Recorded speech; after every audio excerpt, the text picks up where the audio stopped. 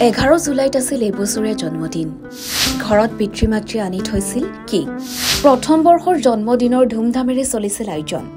জন্মদিনৰ দিনা ফূৰ্তি নহয়, কান্দোনৰ ৰোল। জন্মদিনৰ এদিন পূৰ্বেই সন্তান গলগৈ।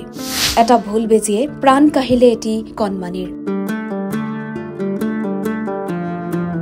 ঘৰৰ কণমানিজনীৰ বয়স এবছৰ সম্পূৰ্ণ হ'ব। প্ৰথম বৰ্ষৰ জন্মদিনৰ বাবে উলহ মালহেৰে চলিছিল আয়োজন। কণমানিজনীয়ে সৰু সৰু হাতেৰে কাটিবলৈ কেকো আনিছিল পৰিয়ালৰ সদস্যই। সন্তানৰ প্ৰথম বৰ্ষৰ জন্মদিনটো বিশেষ কৰি তুলিবলৈ চেষ্টা অব্যাহত থাকোঁতেই আহিল বুকু কঁপি উঠা বেয়া খবৰটো। বাৰ্থডে গাৰ্ল কণমানিজনী আৰু এই পৃথিৱীত নাই। হাস্পাতালতেই আকস্মিক মৃত্যু খাব দিলে তাই। চিকিৎসাধীন অৱস্থাতেই প্ৰাণ হেৰুৱালে শিশুটিয়ে। পিতৃ-মাতৃৰ সপোন হৈ ৰল। মাতৃৰ উশাহো ঘন হৈ পৰিল। চিঞৰি চিঞৰি যিমান পাৰি কান্দিছে। হাঁহি ফূৰ্তি কৰি জন্মদিন পালন কৰিম বুলি ভবা পৰিয়ালৰ লোকেও মানি ল'ব খোজা নাই অবিশ্বাস্য যেন লগা এই খবৰটো। কণমানিজনীক ঘৰলৈ নপঠিয়াই হাস্পাতালতেই কেক কাটি জন্মদিন পালন কৰাৰ কথাও ভাবিছিল আত্মীয়ই। জ্বৰ হোৱাৰ বাবে হাস্পাতালতে চিকিৎসাধীন হৈ আছিল কণমানিজনী।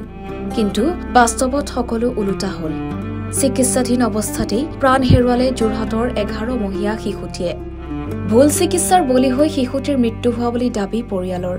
ঘটনা সন্দৰ্ভত যোৰহাট চিকিৎসা মহাবিদ্যালয় হাস্পাতালত উত্তপ্ত পৰিস্থিতি।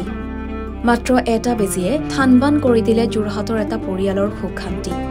হাঁহি মাতি খেলা ধূলা কৰি থকা এটি 11 মহীয়া শিশুৰ কলকলনি চিৰদিনলৈ স্তব্ধ কৰি দিলে মাত্ৰ এটা বেজিয়ে। শিশুটিয়ে বৃহস্পতিবাৰে ভৰি দিলেহেঁতেন এবছৰত, যাৰ বাবে ঘৰখনত যুঁজা চলিছিল জন্মদিন উদযাপনৰ। পিছে নিয়তিয়ে পৰিয়ালটোৰ এই শোককণ হয়তো সহ্য কৰিব পৰা নাছিল, যাৰ বাবে পৰিয়ালটোৰ মাজৰ পৰা একমাত্ৰ সন্তানটিক কাঢ়ি নিলে চিৰদিনৰ বাবে।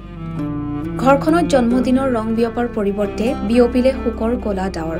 নিথৰ দেহ ঘৰলৈ উভতি আহিল 11 মহীয়া কণমানিটিৰ।